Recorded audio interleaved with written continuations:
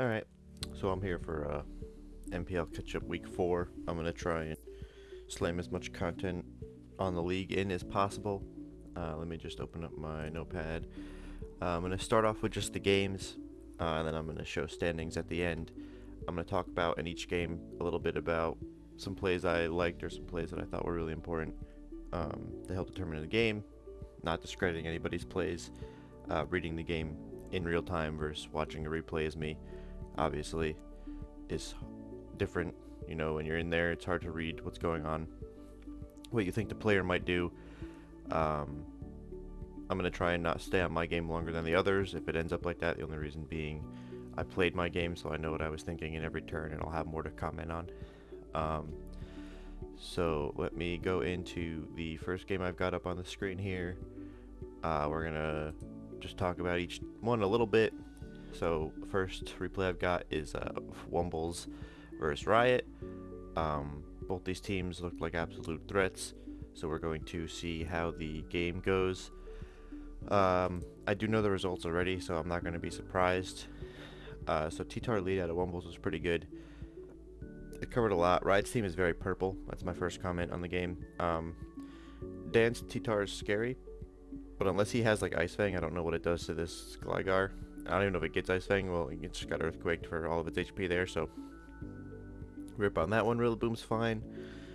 Yeah, you know, easy, good Earthquake resist. Game was still pretty in the balance here. I know what I want to talk about. I'm just waiting for the turns to get there. Riot at this point just kind of has free momentum if he has U-turn on his Crobat, which he does. And so I know there's Volt Switch, I know there's U-turn, so he just kind of is hopping around trying to get what it is. If this was Magnet Pull, it could have been bad for him, but he's lucky that it wasn't. Puts it out, brings the Rabizi back out, but I think Riot just makes the same play here. You don't have anything to do here, but just keep clicking U-turn. So the first play I wanted to comment on, which will come back later too, is that one right there where we hard swapped out on the Diancie. I think it might have killed anyway. So this one I'm going to stop it for just a second. That Diamond Storm did 45. So this next play, he gets 2 boosts, which is absolutely insanely lucky. Re-Roost, right, that did 41 or whatever. Then Mystical Fire does 48. We're going to watch the rest of this game. But this Mon, from this standpoint right here, once we see the sets, this Mon should have never left in front of Diancie. Maybe we can make some swaps for some like HP or stuff, but it's clear at the moment that Mystical Fire and Diamond Storm can be out roosted, and he's got 2 Diamond Storms versus your Pressure and 7 Mystical Fires, so that's 9 moves. You can burn out both those attacks with 9 roosts right here, theoretically, if that's what you were gonna do. Rock Polish is a little rough. He can spam that because it's got 32 if it really came to like a PP stall, but if he has no attacks, let him spam Rock Polish. Probably, I don't know, I feel like Wumble just kind of started swapping here. And in the moment it's hard, you know what I mean? Like you try to find an answer and every mon's just getting hit for 19 million, so it's kind of like, what do you do?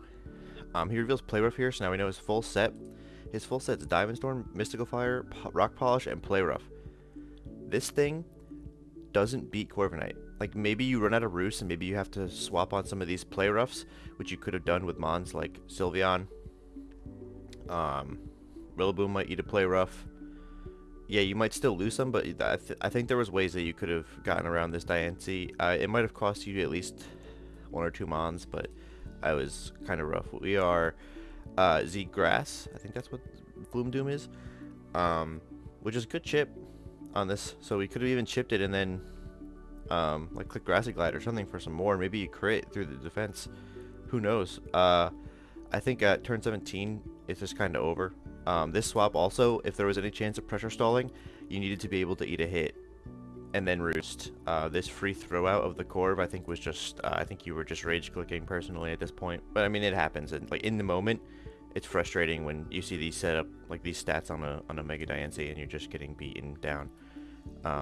It is unfortunate, but I think it just ends from here. I think he just kills all the Mons into 6-0, so I'm going to turn it up to fast.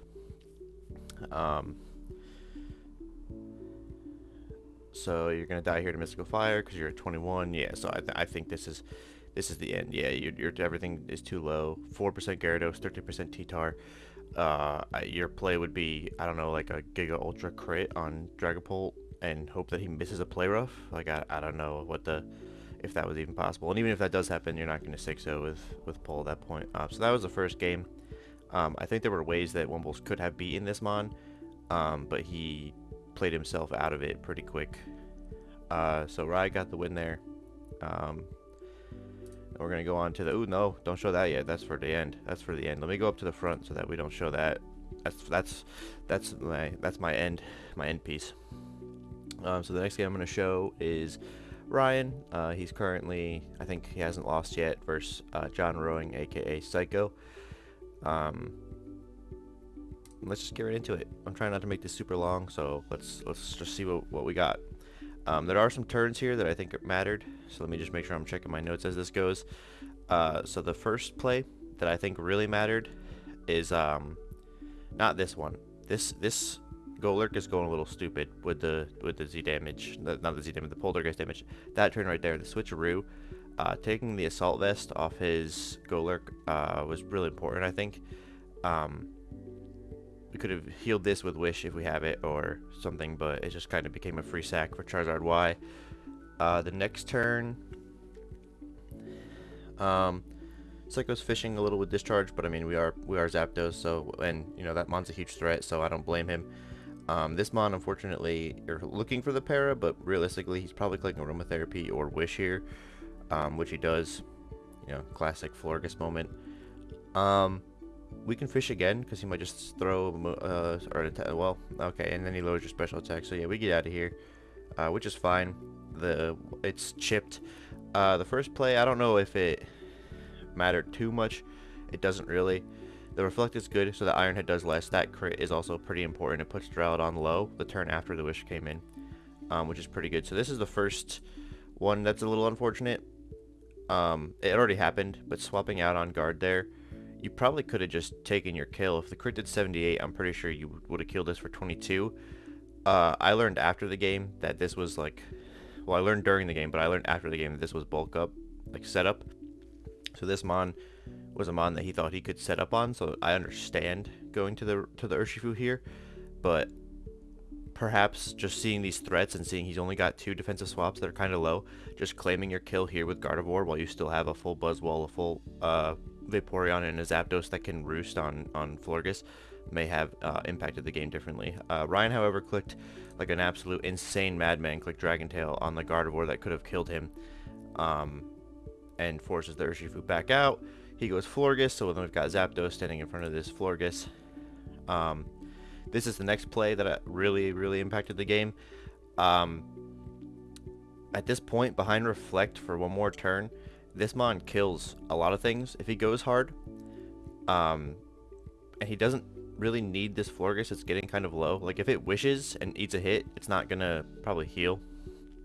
So if I were Psycho, I would have attacked this Florges and claimed my kill, again limiting his defensive swap-ins.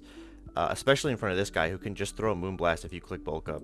But I understand not, because Ryan's been swapping between the two, so I can see why he would think that Ryan would swap there. But in my experience, if I'm Ryan, I'm hitting that Urshifu, because if it's sub, bulk up, if Psycho, you know, gets greedy and tries to go for game there, Moonblast is gonna kill. So it was just, I understood the play to go for it, but I agree with Ryan in just clicking Moonblast, because worst case you kill my Florges that I don't need at the moment, or best case you bulk sub hard swap or something and I get a free Moonblast off, or potentially a kill. So at this point the game was looking a little rough, because you go Vaporeon, that's fine, we're gonna speed it up. You flip turn, you go Gardevoir, you click Hyper Voice, he lets Florges go again here, as he should. He goes Megazard and clicks Weather Ball / Solar Beam, and the game ends. So Ryan's streak of defeating people just with Charizard Y continues. I agree that Psycho had to make a play somewhere to try and get his Urshifu to win. I don't agree with where he made it, but that's neither here or there. I understand why he did. and it almost worked out for him, but maybe next time on that. Imagine he missed Fire Blast. Just kidding. Wouldn't have mattered. Alright, so the next game we've got is my good friend Mort Booklin versus our also good friend Kyle. It's just a league of friends is really all we're going for here. 1 second, I just got a message real quick. Alright, so every week I do pick'ems for the league. I put this as my game of the week. I thought they were like two teams that really looking to win here, and they both. Kyle's been alright. Mort's looked kind of strong, so I thought it was interesting. Kyle really needs a win, and Mort's been playing well, so I thought it was the most interesting game we had matchup wise. I try to pick a new two every week. Let me bring up my notes. What did I put for this? So something in this game that was really I'm gonna pause it here when it happens. Clef is obviously a very good mon. Unfortunately, and it could have gone crazy in this game as well, do not get me wrong, but what mattered here was the set that Kyle brought. This was a really good set to deal with this Clefable. In a way, it's walled unless he finds out with the Toxic that Mort is unaware, and Mort has a good reason to be unaware. We could be set up Dragonite. I don't know Mort's entire team, but you know, there's a reason to want to stop setup, you know, ignore the stat changes.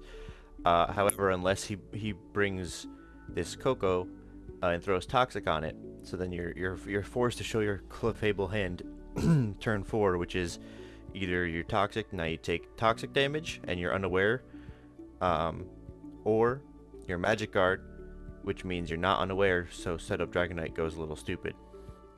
And that was, I think, maybe the most key play.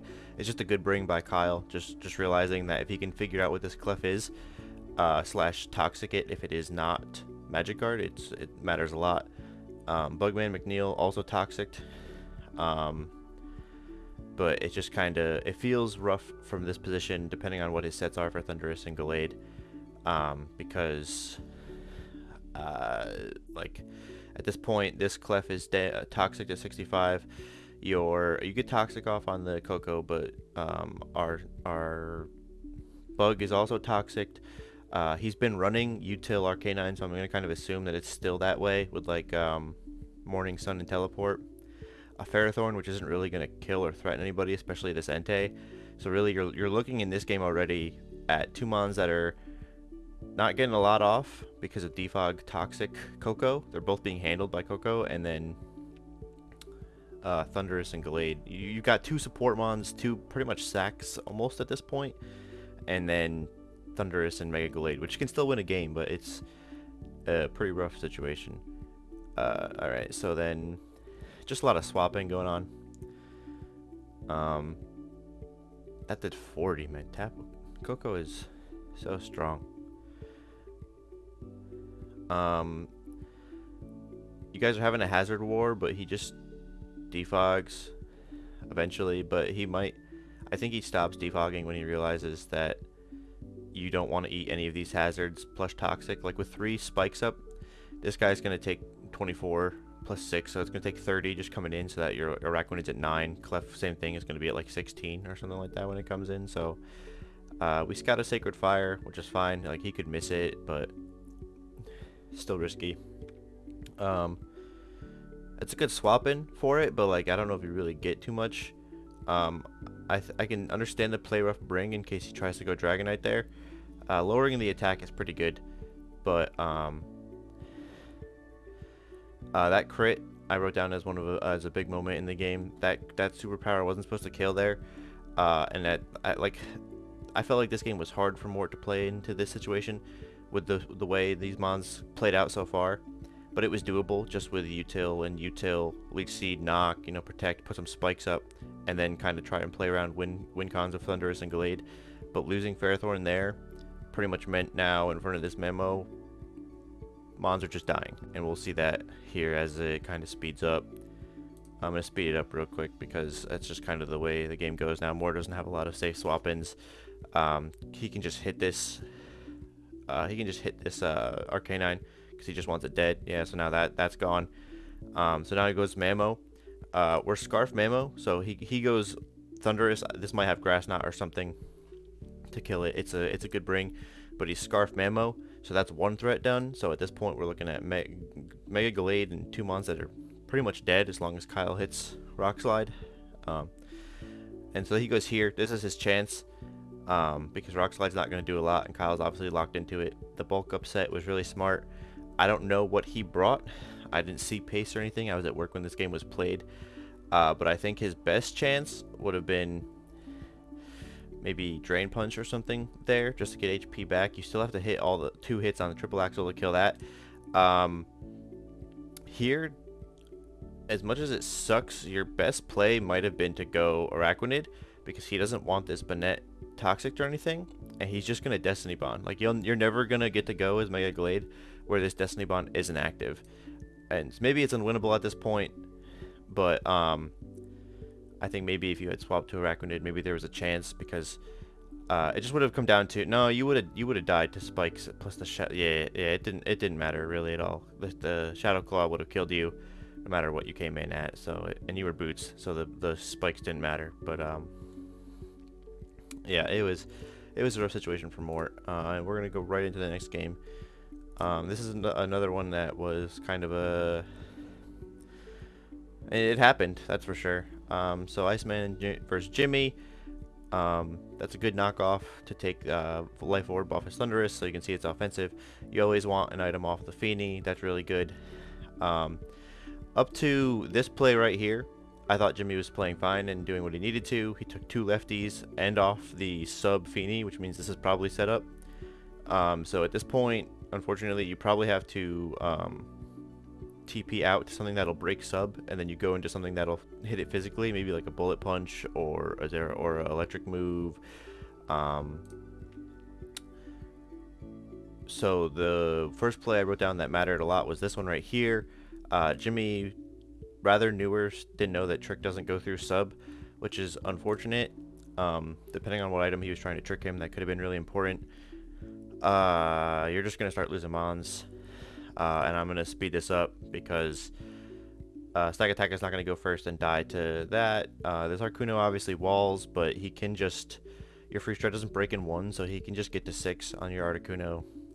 At this point, you're losing the chance of breaking his sub and being able to hit it physically, because nothing's gonna eat the 1 hit that it needs to eat.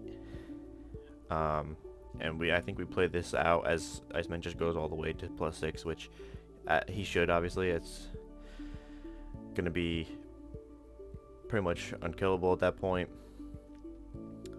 Articuno is pressure, so you could have tried to, like, you know, stall his attacks out, but it was pretty rough. That right there, this right here would have been probably...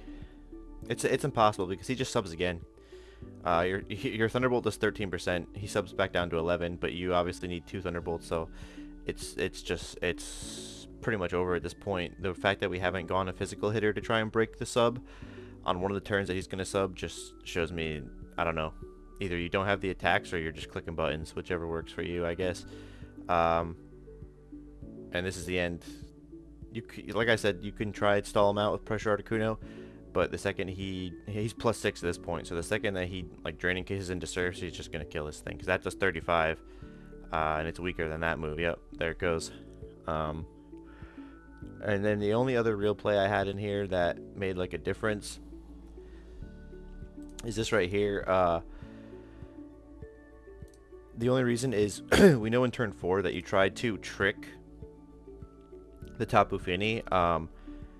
Usually trick is something that I would click to try and give it an item it doesn't want to hold. Like maybe if you gave it Scarf so it can't click all the moves it needs to for setup, or if you gave it like a Toxic Orb so it toxics itself once Misty Terrain goes down, or like Sticky Barb so it takes damage after every turn.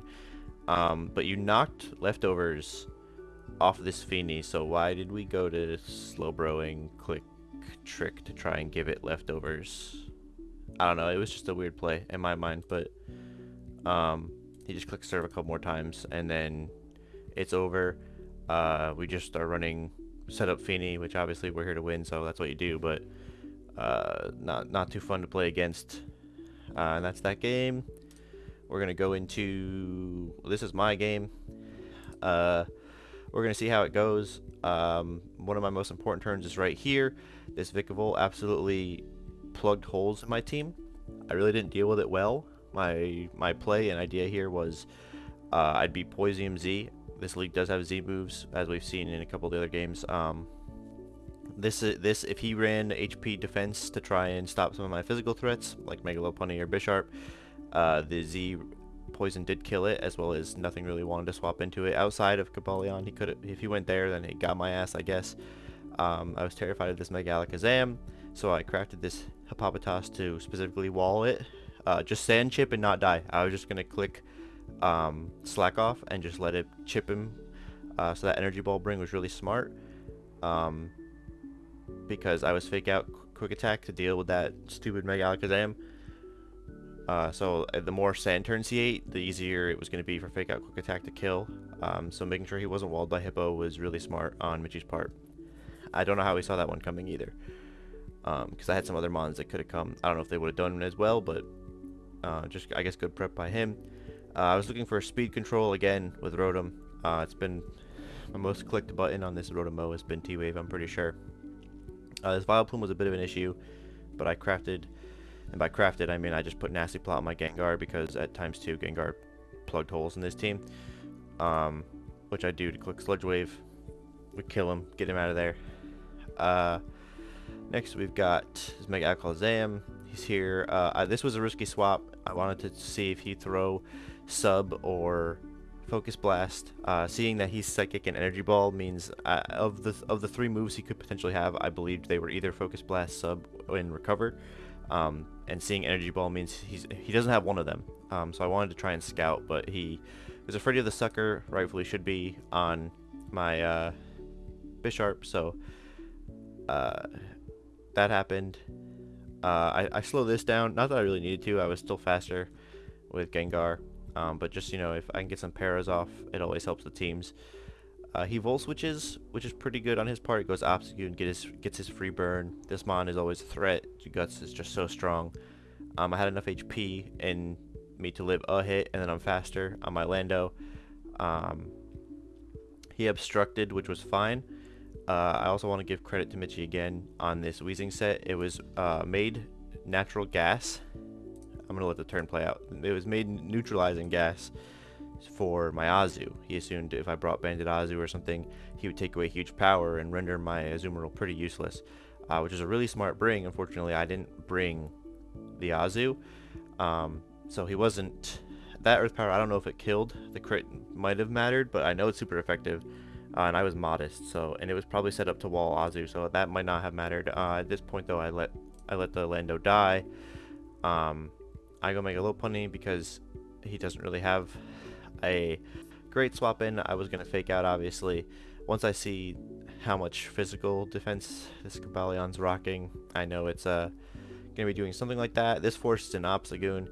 I just had to play that he'd click Knock here.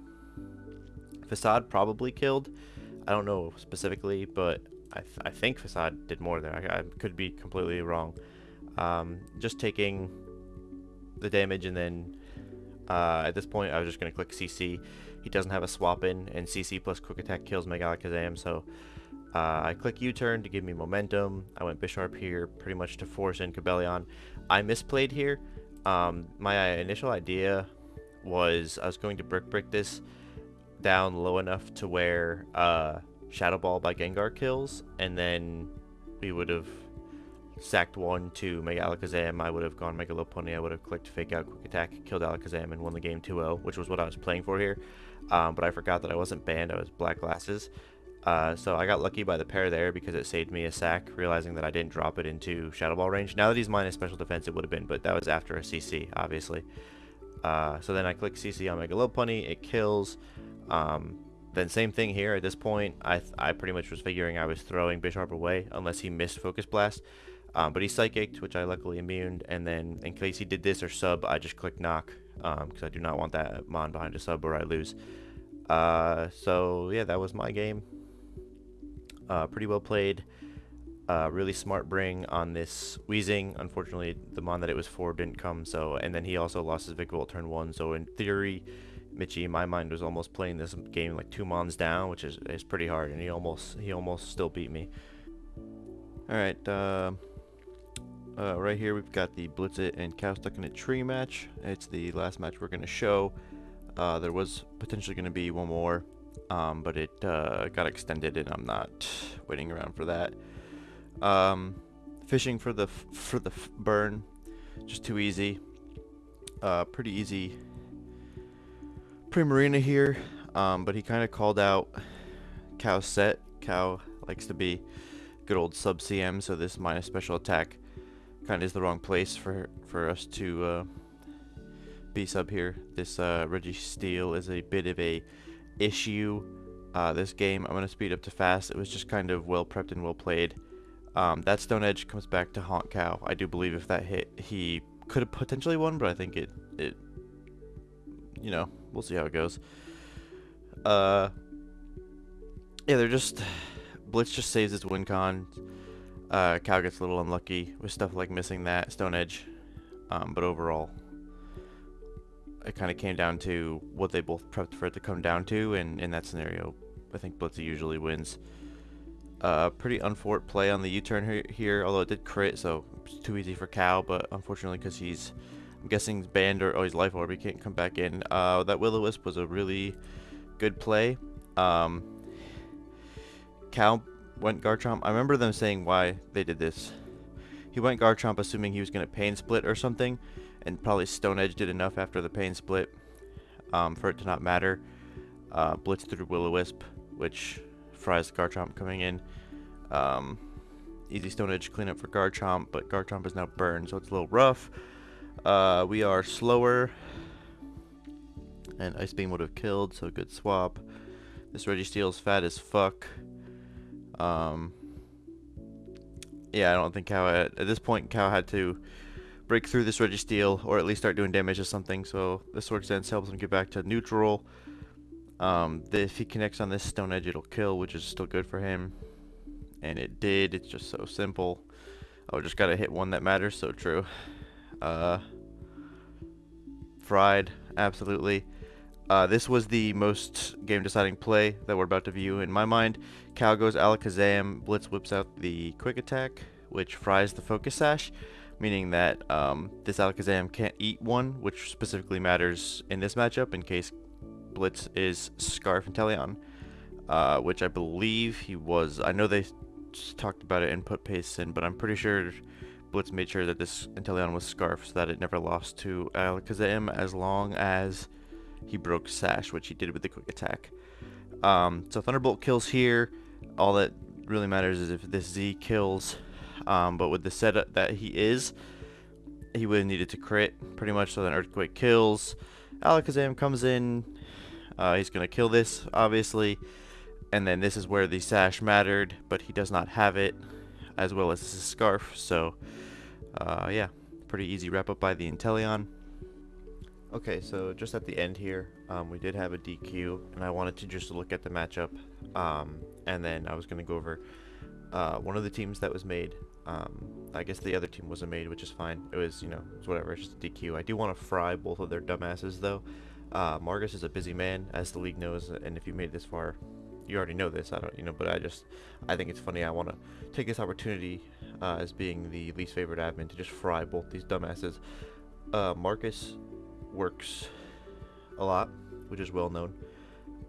His 2 days to play are his 2 days to play, and a lot of times, even on his days off, he has certain times that will work and certain times that won't. He gave those times to who he was playing this week, which is our friend Sky. They agreed to, so Marcus had Tuesday, Thursday off. They agreed to Thursday, which is fine. You know, whatever day works for you. This is the part where I'm going to fry both of their dumbasses. They agreed to Thursday and tried to retroactively set their backup as Tuesday. And so I remember the first thing I said to both of them was, how are you guys going to find out Thursday that Thursday doesn't work and then try and play Tuesday when it's past already? I was told I'm sipping Haterade and amongst other things, but look who was right. Game didn't happen. So both these dumbasses got a DQ. Well, Marcus got a win DQ and Sky got a DQ loss because Marcus had a team and was ready, and Sky, I guess, came after the agreed upon time Thursday, and Marcus was like, I'm not going to be able to, and that was kind of the end of it. But I do want to just talk about the matchup real quick. I'll just scroll a little bit. It's really not a big deal. So the main thing I want to talk about is on Sky's team.